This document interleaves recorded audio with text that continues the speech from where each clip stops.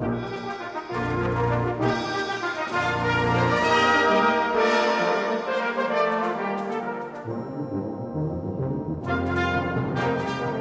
would say that whilst most musicians are perfectly happy to sing and play and maybe conduct, for me and a few people, we need to write.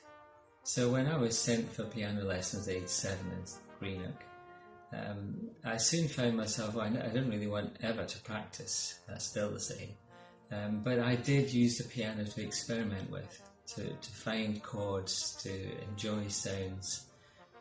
And since I was surrounded by hymn tunes at the Salvation Army where we worshipped, I found myself with a hymn book there and trying to change the chords, change the harmony, and that still is a fascination for me really, but that would be the beginning of my creative process. And then on top of that, I was hearing brass bands all the time. Marches I particularly enjoyed, and I especially enjoyed the bass solo in marches. So I found myself in my mind trying to invent new bass solos, and I guess when I did come to write a march very early on, and it was published, it didn't have a bass solo in it, but that would be the early days of my the creative process at work.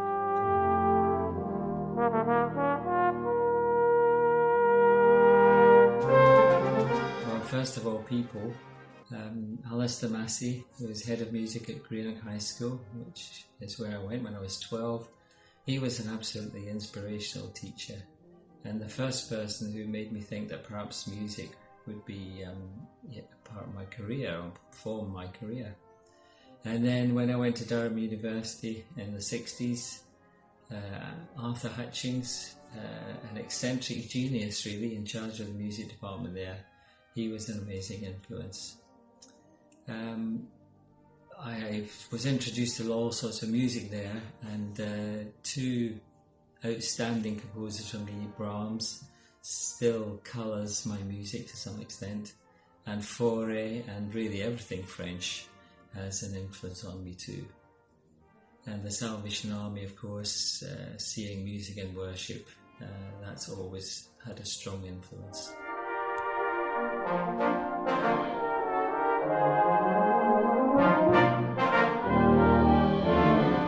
A couple of personal highlights for me would be one, certainly, when Bernard Adams, out of the blue in a meeting, asked me to come and conduct the staff band in the Joybringer. I had just written this march, and one of the first things I wrote, and I went to Wigan to hear the staff band, and they played it in the afternoon concert, and then in the evening they were doing some requests, and he asked me to come and conduct it. So that was very exciting and an enormous encouragement to me. It was actually the first band I ever conducted. And then a more recent highlight would be in Glasgow when I was commissioned to write the test piece for the European Championships, which was St Magnus, and hearing that performed by the winning band, Yorkshire Building Society under David King, was an amazing high, very inspirational.